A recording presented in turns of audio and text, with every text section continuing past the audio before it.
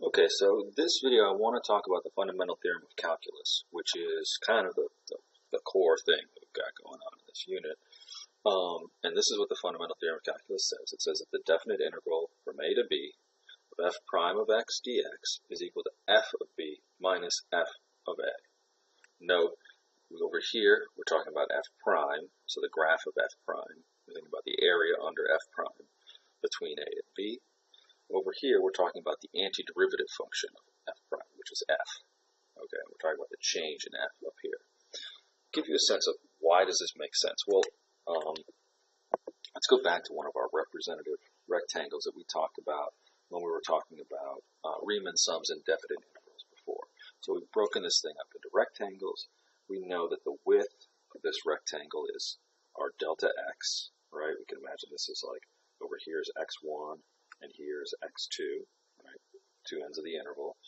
And this is, the height of it is f prime of x. It's f prime of whatever that random x value that we chose between x1 and x2. Okay, or we didn't really choose, we just imagined. Okay, well let's think about what this is here. The area, right, is going to be, the area of this rectangle here is going to be the width times the height, or f prime of x times delta x.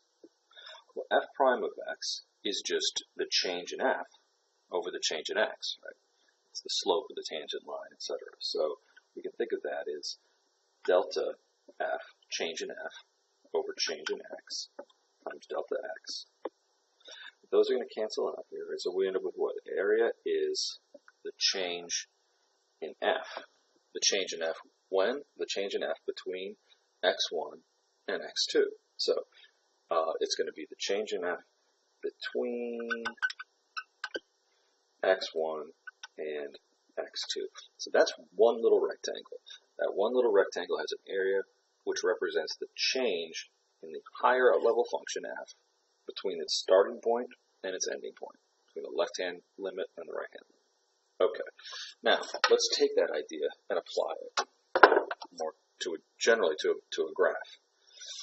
Okay, so we've got some front curve again. We're going from A to B, and we've done this already a couple times.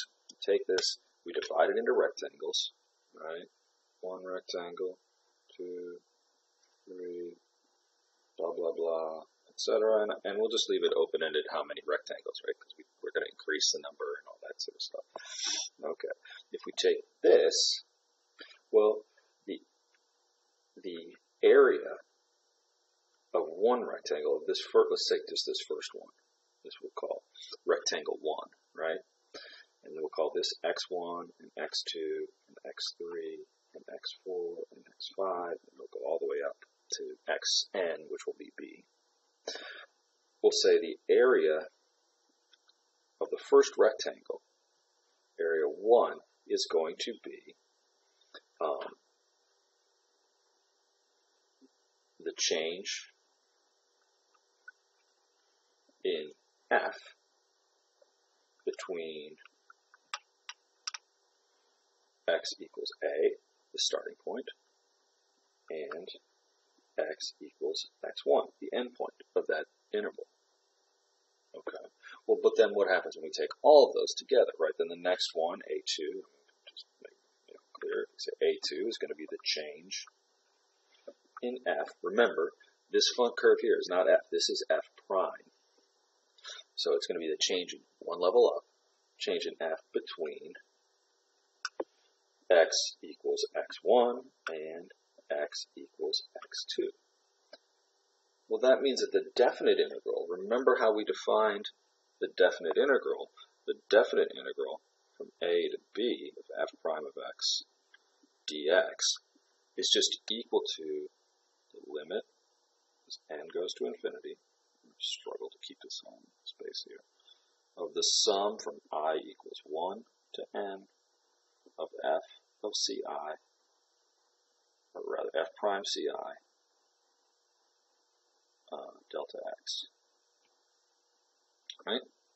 So that's going to be, that means that the indefinite integral from a to b of f prime of x dx equals a1 plus a2 plus up, up, up, all the way up to a sub n.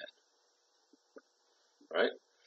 Well, that's just going to be the change in f between a and x1, change in f between x1 and x2, plus the change in f, blah, blah, blah, blah, blah, blah, which is going to be the total change in, so this thing, this definite integral, equals the total change in f between,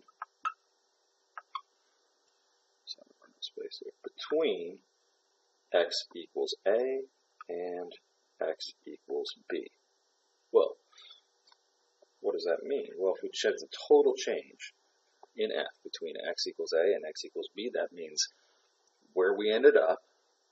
So that's going to equal where we ended up, right? How much of f we had at the end, or where f was at the end, minus where it was when it started, or f of b minus f of a. And that's where the fundamental